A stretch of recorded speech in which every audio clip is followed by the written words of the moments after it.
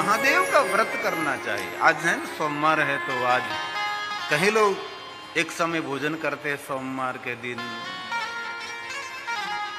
अलग अलग सोमवार के व्रतों की भी महिमा है। और लक्ष्मी जी को सोमवार के दिन शिव जी मिले थे और ये सोमवार शिव जी का स्वरूप है, सोमवार शिव जी का नहीं है। आपको तो बहुत अजीब सा लगेगा कि ये क्या बोल रहा है। सोमवार स्वयं शिव जी का रूप है, सोमवार शिव जी का नहीं है। ये सोमवार लक्ष्मी जी का है। तो लक्ष्मी की विशेष प्रकार से पूजा करना चाहते हैं तो सोमवार के दिन। और शिव महापुराण ग्रंथ में कहा कि सोमवार के दिन लक्ष्मी जी की पूजा करके जो कोई ब्रह्म भोजन कराता है तो उसकी संपत्ति की कामना पूर्ण होती है। ब्रह्म भोजन की महिमा है भाई। और किसी को भी भोजन कराऊं, इसलिए महादेव के बहुत सारे व्रत रहते हैं। शिव व्रतों की बहुत सारी महिमा है। पार्थेश्वर महादेव का पूजन रोज नियमित करना चाहिए। बहुत सारे शिव भक्त नियमित पार्थेश्वर महादेव का पूजन भी करते हैं और कोई भी कर सकता है। एक शिवलिंग से लेकर 10 करोड़ शिवलिंग की महिमा। कितने पार्थेश्वर महादेव के पूजन करने से क्या फल मिलता है वो भी एक अलग विषय है। 9 दिन की कथा में मैं सब कुछ आपको नहीं कह सकता। 9 दिन की कथा में बहुत कुछ रह जाता है। कोई कि मैं 9 दिन की कथा 9 दिन में शिव महापुराण ग्रंथ पूर्ण कर सकूं, 9 दिन क्या 9 जन्म भी नहीं हो सकता। इतना बड़ा व्याख्यान शिव महापुराण ग्रंथ में, इतनी बड़ी महिमा शिव महापुराण ग्रंथ में। तो सोमवार का व्रत अलग अलग पद्धति से आप कर सकते हैं। आज के दिन भगवान महादेव जी लक्ष्मी जी को मिले। तुमने बहुत बार ये कथा कही। जो कोई व्यक्ति हर दिन पार्थिव लिंग की पूजा करते हैं, महाभाग्यवान, संसार में सभी भोग को भोग कर अंत में भगवान शिव के पद को प्राप्त होता है। जो कोई मनुष्य नित्य पार्थेश्वर महादेव का पूजन करते हैं। और ऐसे शिव भक्तों को मैंने देखा है, कहीं बाहर जाते तो वे मिट्टी को साथ में लेकर जाते, अपनी पूजा की सामग्री साथ में रहती है। किसी के घर मेहमान हुआ, वहां जाकर पार्थेश्वर महादेव का पूजन करते हैं। जिनके घर गया वो भी खुश हो जाएगा, वाह क्या बात है, हमारे घर में भगवान की पूजा हो रही, वो पार्थेश्वर महादेव का पूजन कर रहा है। जिनके घर आप मेहमान होकर गए, इस परिवार का भी मंगल होने लगेगा। ये पार्थेश्वर महादेव की महिमा है। अरे मैंने तो बहुत सारे शिव भक्तों को ट्रेन में भी भगवान महादेव के पूजन करते हुए देखा है। ऐसे भगवान शंकर जी के भक्त होते हैं। महादेव के पीछे संपूर्ण पागल रहते हैं, पागल जैसी स्थिति होती है। आज सुबह में एक मेरे क्षत्रिय समाज का एक लड़का मिलने के लिए आया था और क्लास 1 ऑफिसर बनने की तैयारी कर रहा था, कि पुलिस डिपार्टमेंट की कुछ तैयारी कर रहा था। उसकी माँ बता रहे थे कि बापू ये महादेव के पीछे पागल है। और मैंने उसकी माता को कहा कि आपका बेटा महादेव की प्रति पागल है ना, तो समझ लेना सारी दुनिया उनके पीछे पागल होगी। और वेश भी उनका ऐसा था, बड़े बड़े मूछ दाढ़ी बाल बढ़ाए थे, अलग सा रूप था। उसकी रहन सहन रहने कहने भी अलग अलग रही थी। तब हमारे गढ़वी साहब बैठे थे मेरे पास, वो सुन रहे थे मेरी बात को। एक समय ऐसा था, हमारे युवान लड़के ने सबने मूछ निकाल दी थी। बीच में समय ऐसा गया कि सभी लोग दाढ़ी मूछ कुछ भी नहीं रखते थे, बहनों जैसे लगते थे। आज फिर युग बदल रहा है। आज हमारे सभी युवान लड़के मूछ और दाढ़ी रखते हैं, वीर लगते हैं। युग बदल रहा है भाई, समय बदल रहा है।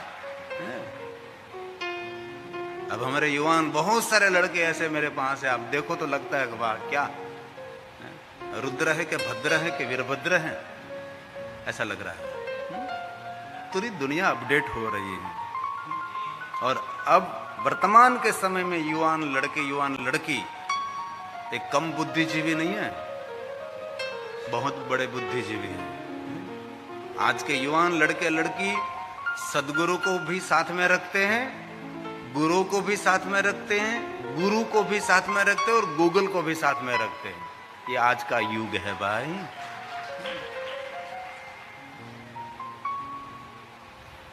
इसलिए जो कोई व्यक्ति नित्य पार्थेश्वर महादेव का पूजन करते हैं उसको संसार में सभी भोग मिलेगा, भोग का कोई विरोधी ही नहीं। और अंत में भोग भोगांते शिवलोकम वापनुयात्, सभी संसार के भोग भोगने के बाद उनको महादेव का लोक मिलता। सभी श्लोक नहीं गा रहा हूं, कोई कोई श्लोक गा रहा हूं। और जिनको मोक्ष के लाभ की इच्छा हो उनको आदर पूर्वक पार्थेश्वर महादेव का पूजन करना चाहिए।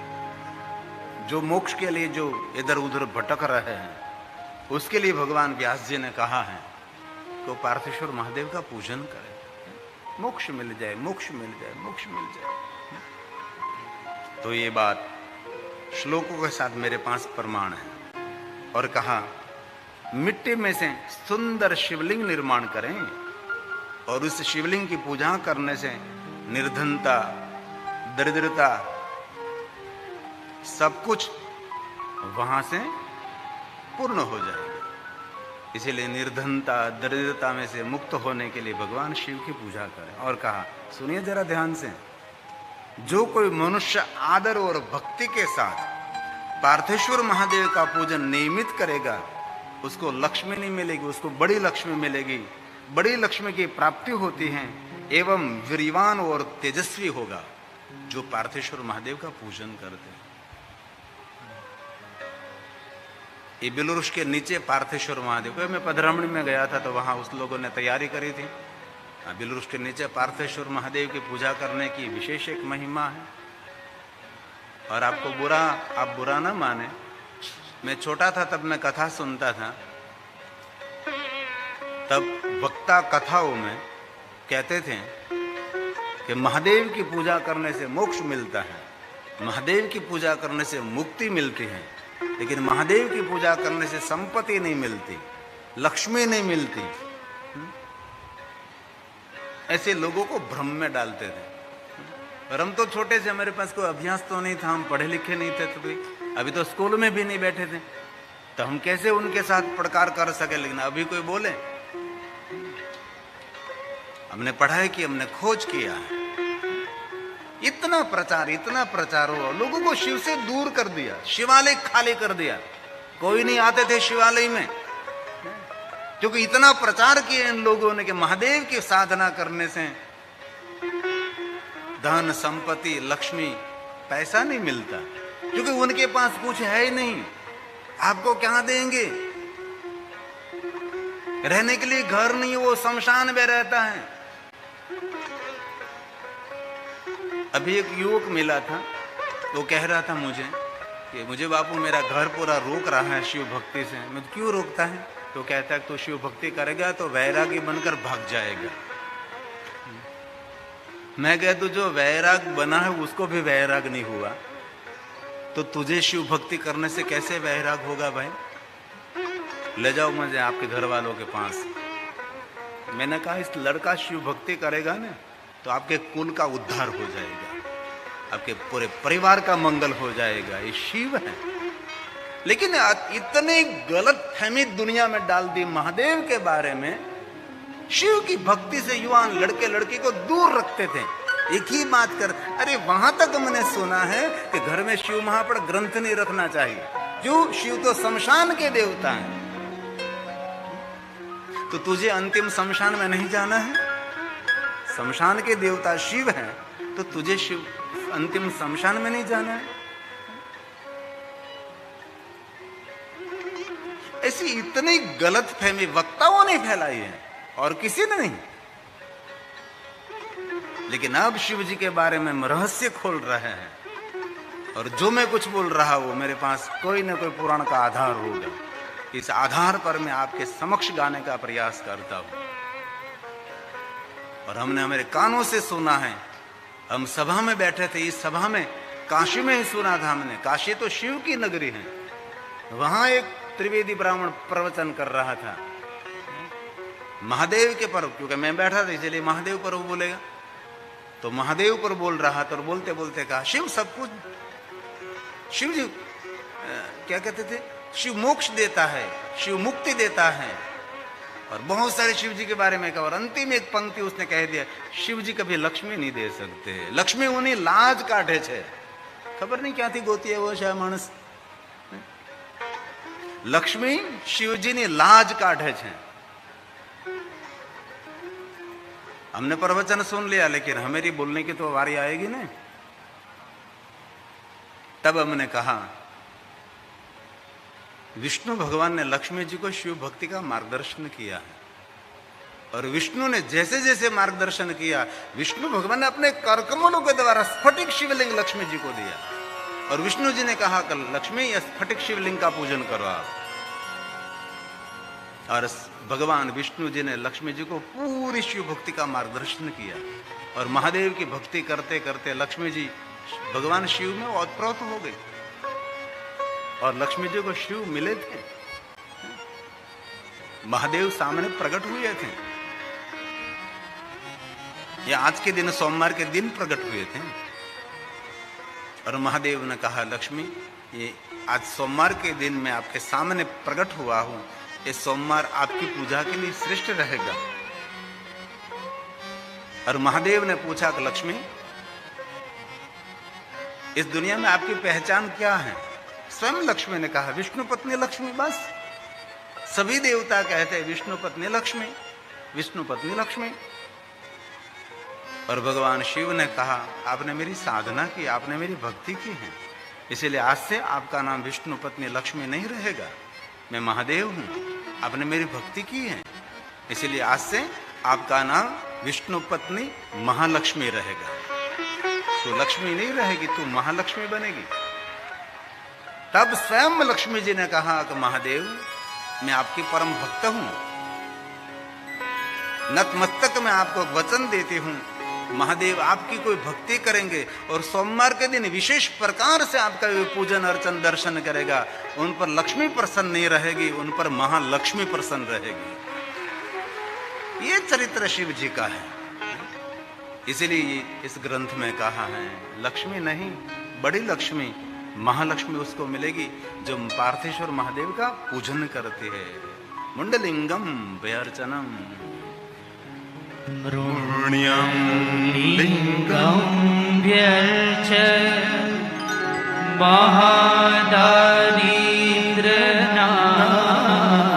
महादारिद्र नाशकम, सामान्य दरिद्रता नहीं, महादारिद्र नाशकम।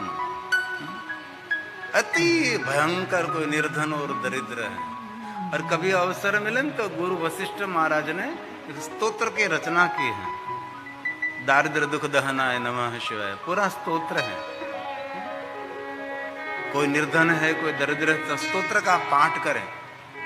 और धन निर्धन को देत सदा ही, जो कोई जहां से हो फल पाही, स्तुति कही विधि करे तुम्हारी, हरहु ना तब चूक हमारी। ये भगवान व्यास ने गाया है।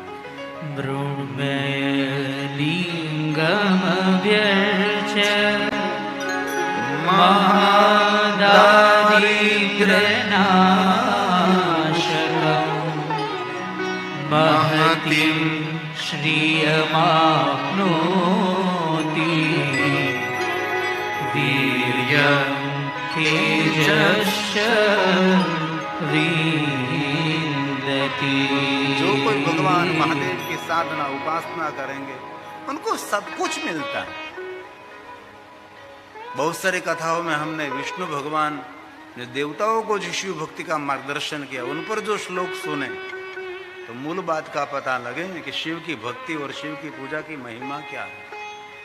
आपका पूरा भाग्य पलट सकता है, पूरी दुनिया आपकी बदल सकती है, लेकिन एक बार भगवान महादेव को समर्पित होना पड़ेगा। संपूर्ण आपकी चेतना महादेव को अर्पण करनी पड़ेगी, तब जीवन का कुछ रंग हो अलग होगा।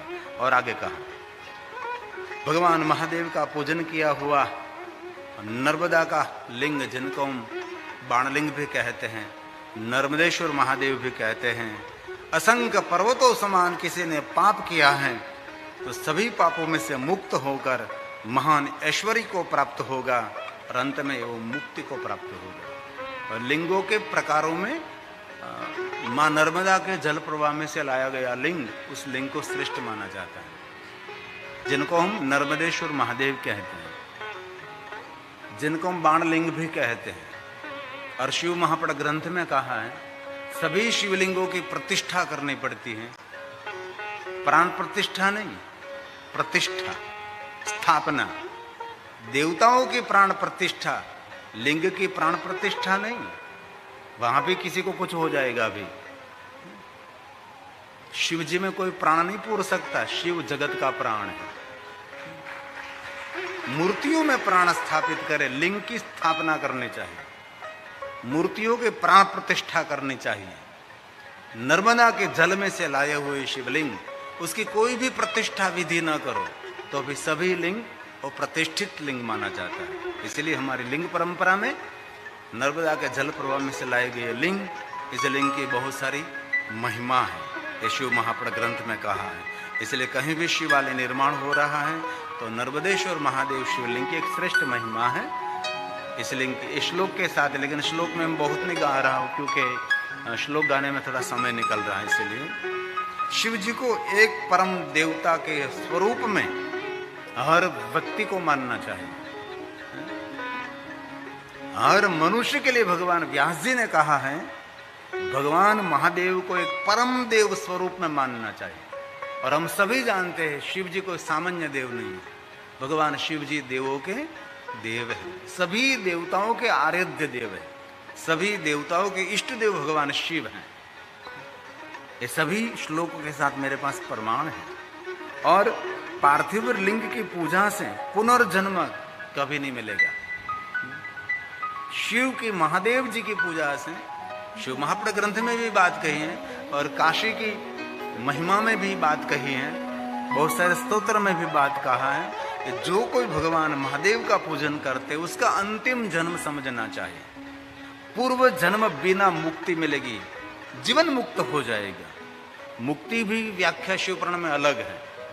हमने बहुत सारी बात मुक्ति के लिए सुनी, लेकिन हम लोगों ने इतनी संक्षिप्त संकुचित बात सुनी। मुक्ति का अर्थ है कि मरने के बाद कुछ मिल रहा है।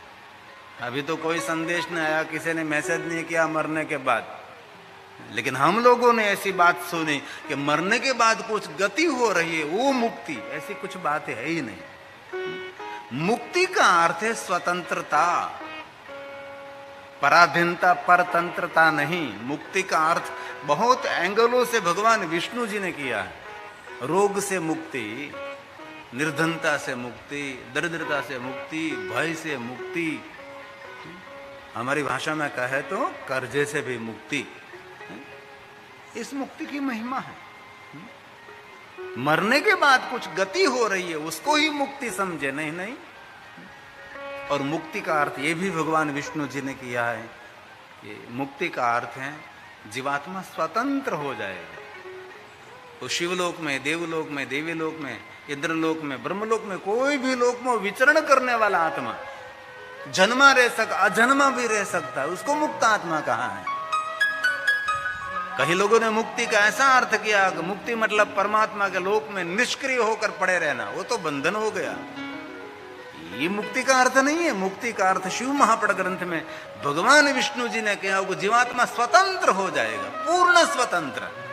ये जन्म भी ले सकता है। भगवान राम जी धरा पर आए ने, तो राम जी के साथ जो बंदर भालू बनकर आए कौन थे? सब मुक्त आत्मा थे। सुंदर विचरण करने के लिए, लीला करने के लिए भगवान के साथ पधारे थे। द्वारकाधीश भगवान कृष्ण जी धरा पर आए, उनके साथ सारे गाय गोवाले थे। वो कौन थे? सभी मुक्त आत्मा थे। ये परमात्मा के साथ सुंदर विचरण, वो विहार करने के लिए, आनंद लीला करने के लिए आए थे। इसीलिए मुक्ति का कोई इतना सीमित अर्थ ना करेगा। मुक्ति का अर्थ बस निष्क्रिय होकर परमात्मा के लोक में पड़े रहना, वो कोई मुक्ति का अर्थ नहीं है। ये सभी श्लोकों के साथ भगवान विष्णु जी ने गाया है शिव पुराण ग्रंथ में। इसीलिए मुक्ति का इतना छोटा अर्थ न करे कि मुक्ति का अर्थ मरने के बाद कुछ निष्क्रिय अवस्था हो जाना, उसको मुक्ति कहा गया नहीं, गलत, झूठी बात। शिव जी के सिवा अगर दूसरे कोई देवताओं में आसक्त है, ध्यान देना, शिव जी के अतिरिक्त अन्य कोई देवताओं में आसक्त हो और पार्थिव लिंग की पूजा करते हैं,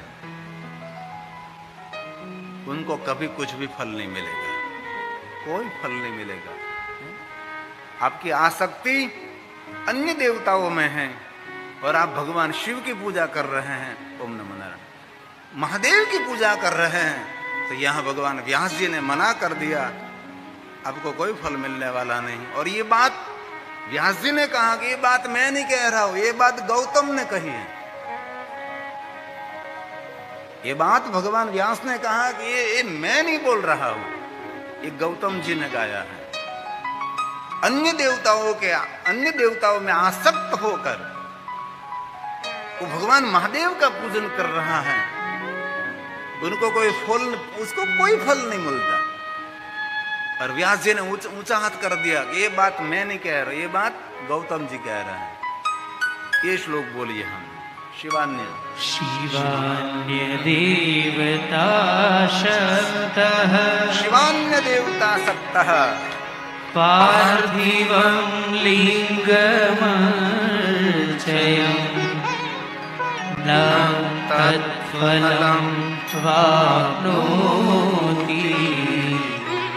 सत्यं मिथ्याः गौतम सत्यं मिथ्याः गौतम ने कहा है, अन्य देवताओं में आसक्त हैं, लेकिन लोभ और लालच अपनी कामना की पूर्ति करने के लिए किसी ने कहा कि कर, वो करने लगा है, उसको कोई फल नहीं मिलता। जो संपूर्ण शिव जी को समर्पित हैं, इनमें भी बहुत सारे बहन भाई हो गए, संपूर्ण महादेव को समर्पित हो जाते हैं। सभी देवी देवताओं का आदर करते हैं, लेकिन हमारा प्रेम तो भगवान शिव के चरणों में रहेगा।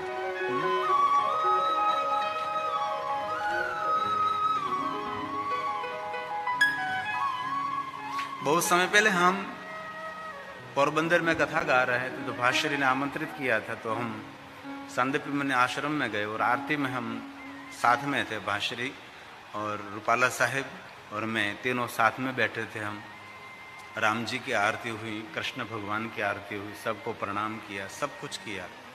बाद में भाष्यरी मुझे और रूपाला साहब को लेकर भगवान महादेव के दर्शन को ले गए। तब मेरे मुख में से नहीं, रूपाला साहब के मुख में से निकला था, ये हमारा वार्ड है। चुनाव की भाषा में वार्ड होते हैं ना, चुटनी के लिए, मतदान के लिए वार्ड उनका, ward number 2, ward number 3, ward number 4, ये हमारा वार्ड है। ये उसने अंदर से बोल दिया था, ये हमारा वार्ड है, जो भगवान महादेव का स्थान है। और एक बात कहूं, जिनको शिव पर कोई भक्ति नहीं है, उसको धरती पर रहने का भी अधिकार नहीं है। जिनके हृदय में महादेव के प्रति कोई स्थान नहीं है, वो जीवित होता हुआ भी उसको मरा समझना चाहिए। ये बात भी मेरे 5 श्लोकों के साथ रहते हैं, इसलिए मैं बहुत गंभीरता से बोलता हूं। तो आदर पूर्वक बाहर एवं भीतर से प्रेम से शिव या उनके पूजन में प्रीति रखकर जो शिव का पूजन करते हैं, उसको अष्ट सिद्धि, उसकी अर्थ सिद्धि, उनकी जो कामना मनोकामना है, ये संपूर्ण भगवान महादेव जी पूर्ण करते हैं। इसलिए संपूर्ण भगवान महादेव में भक्ति होनी चाहिए। एक बात का तो हम गौरव कर सकते हैं, रामचरितमानस में गोस्वामी जी ने जितनी महिमा भगवान राम जी की कही है, इनमें शिव जी की कम नहीं कही।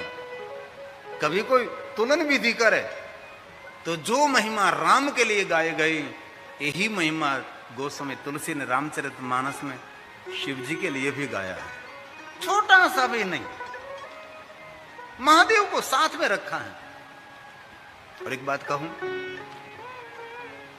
मैं हमारे आचार्य के पास से मैं शिव महापुराण पढ़ रहा था, मुझे सिखा रहे थे। मैं सीखा हूं भाई, मैं पढ़ा हूं, हमने बहुत मेहनत की है।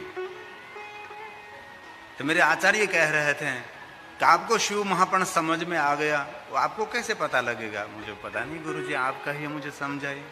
तो उसने इतना मधुर शब्द मुझे कहा था कि आपको शिव महापुराण समझ में आ गया उसका पता है एक ही बात से लगेगा कि आपको जितना प्रेम महादेव के प्रति है उतना ही प्रेम विष्णु भगवान के प्रति होने लगे, तब समझ लेना आपको शिव महापुराण ग्रंथ समझ में आ गया। ये आचार्यों की वाणी है। हम किसी को सुनकर यहां नहीं बैठे भाई, किसी की नकल कॉपी नहीं मार रहा हूं मैंने पढ़ाई की है, मैंने मेहनत की है, और हमारा एक ही उद्देश्य है, हर मनुष्य शिवालय तक पहुंचे, हर मनुष्य के कदम शिवालय तक पहुंचे, और शिवालय फिर से हमारे शिव भक्तों से भर जाए। जो शिवालय सुमसाम पड़े थे, शिवालय में कोई नहीं आता था, ये शिवालय फिर से हमारे महादेव के भक्तों से गूंज उठे। यही हमारा भाव है और कोई हमारा दूसरा भाव नहीं। आइए पधारिए प्रभु जी, पधारिए।